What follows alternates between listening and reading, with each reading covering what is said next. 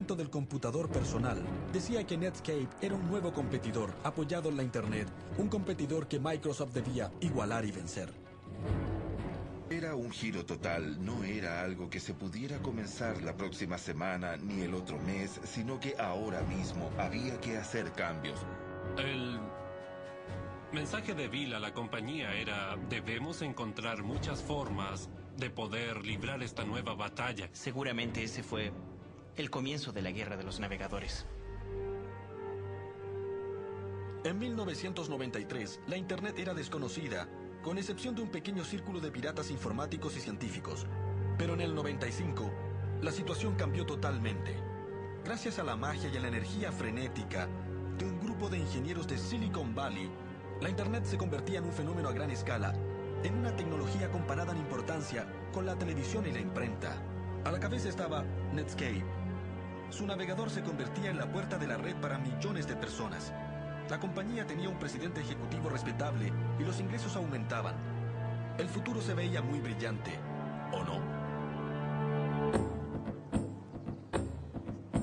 Este hombre pensaba que no. Se llamaba Gary Oliver y es un conocido abogado antimonopolio de Silicon Valley, quien en 1995 estaba ejercitándose para la pelea de su vida. Como muchos en el valle, sabía que Bill Gates vendría por la Internet y sabía mejor que nadie, después de toda una carrera peleando con Microsoft y representando clientes de Silicon Valley, que cuando Gates venía por tu negocio, una cosa era segura: había sangre. Ahora Netscape había contratado a Rivac. De inmediato vio que la nueva compañía había subestimado terriblemente la amenaza que enfrentaba. Netscape suponía que Microsoft se vería obligada a obedecer la ley, o que alguien los obligaría a obedecer la ley. Me imagino que no es algo excesivo, porque si alguien comienza un negocio, no espera que su competidor le queme la fábrica o vaya donde los distribuidores y los amenace con eliminarlos del mercado si distribuyen otro producto. Pero les diré algo, eso fue lo que hizo Microsoft. El problema era que Microsoft y Bill Gates veían a la nueva compañía como la amenaza principal a su dominio. En el primer golpe de esta guerra, Gates envió a un grupo especial que incluía a Thomas Reardon para una reunión detrás de las líneas enemigas, aquí, que en esa época era la sede corporativa de Netscape. El resultado fue una de las reuniones más controvertidas de la historia de los negocios modernos. Sabemos que la reunión entre Microsoft y Netscape se llevó a cabo aquí, pero lo que se dijo a puertas cerradas sigue siendo tema de un debate intenso. La versión de Microsoft es más o menos así. Fuimos allá en junio, en el verano del 95, y tuvimos una reunión muy amplia de cómo podríamos trabajar con Netscape, cómo podríamos trabajar con los servidores, los navegadores, y de qué modo Microsoft Word podría trabajar con el software de Netscape. Fue una conversación muy amplia que duró unas 6 horas. Hablamos todo el día. Fue interesante, fue una reunión sencilla y sin problemas. Eso no suena tan mal, pero la versión de Netscape es un poco diferente. En una reunión les hicieron una oferta. Y la oferta fue: yo gano y tal vez estés allí. O yo gano y tú no estarás allí. Esas fueron las dos opciones que les dieron. Fue como esa escena del Padrino. A Netscape le hicieron una oferta que no podía rechazar. Yo era un bebé. Algunos de los chicos y yo fuimos allá y es cierto, amenazamos a Netscape como en El Padrino. Es absurdo por donde se mire. Microsoft nos ofreció $1 millón por acceso ilimitado a toda nuestra tecnología en un solo pago. En esencia nos dijeron: les compraremos todo el negocio por $1 millón. Tómenlo o déjenlo, pero si lo dejan, copiaremos todo lo que hagan. Recuerdo que en ese momento pensé: si esto no es ilegal, debería serlo. Si lo que Netscape decía era verdad, significaba que Microsoft había quebrantado la ley antimonopolio, para ser más preciso. La esencia de esa ley es regular la conducta de las compañías que tienen un monopolio, lo que muchos expertos decían que era el caso de Microsoft con su sistema operativo Windows. Pocas horas después de la reunión, Netscape le dio instrucciones a Gary Rivac para que avisara al Ministerio de Justicia sobre lo que había pasado y comenzara el trabajo preliminar para una demanda contra Microsoft. Pero Thomas Reardon olió algo sospechoso. ¿Por qué Netscape tenía un abogado antimonopolio y no cualquier abogado, sino el legendario Gary Rivac?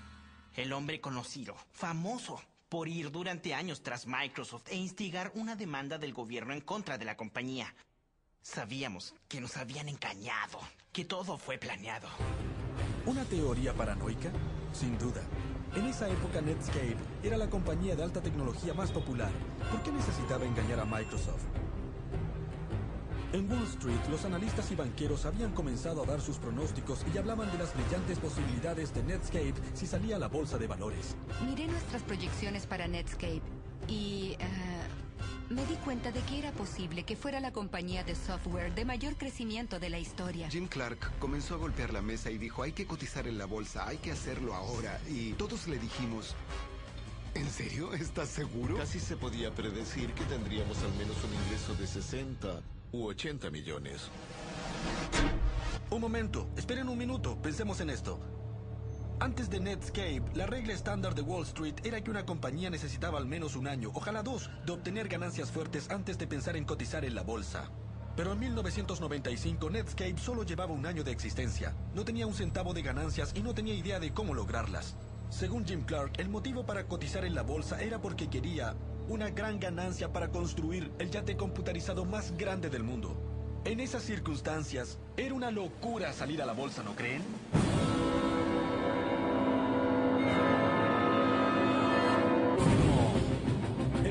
Salió a la bolsa, las acciones de Netscape llegaron a las nubes, comenzando el boom de la internet que haría furor durante el resto de la década.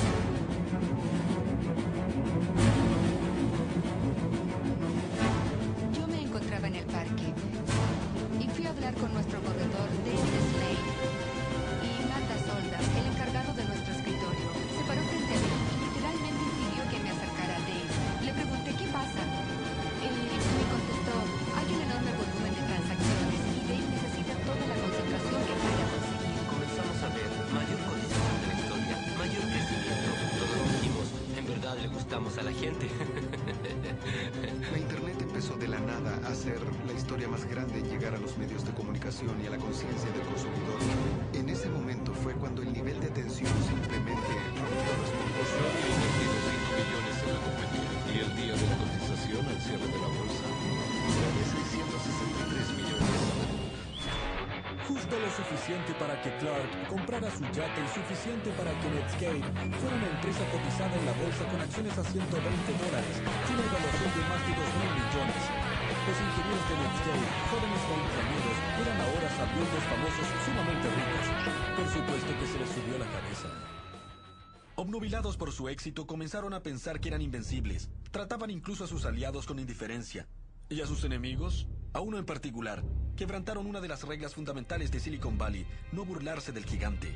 En la época en que nadie osaba insultar a Microsoft, Mark Andreessen no dejaba de declarar a la prensa su desprecio por esa compañía. En muchas ocasiones Mark Andreessen dijo claramente que Microsoft no le impresionaba, que además el software no era de gran calidad y que Windows estaba muerto. Una de sus declaraciones fue que Windows terminaría siendo una serie de controladores mal depurados.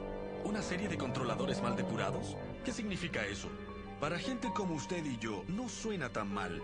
Pero si es un ingeniero que habla en tecnicismos, el comentario de Mark Andreessen equivalía a una ofensa a Bill Gates. Y le siguió justo el juego a Bill Gates, alentando a Microsoft en una guerra incipiente contra Netscape. Para los desarrolladores de Windows, que eran algunos de los mejores del mundo, que alguien llamara a su bebé una serie de controladores mal depurados era un golpe bajo. Fue algo muy insultante y realmente los motivó a seguir. Yo puse personalmente fotos de los ejecutivos de Netscape en los pasillos con sus declaraciones.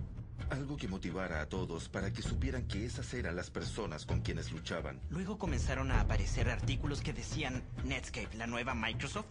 Y la reacción fue, no, nosotros somos Microsoft, somos la nueva Microsoft. En diciembre de 1995, con sus ingenieros deseosos de pelear y las emociones a flor de piel, Gates anunció al mundo que tenía Netscape en la mira. Microsoft planeaba llevar a la compañía de Clark y Andreessen a una muerte temprana, con un navegador propio, Internet Explorer.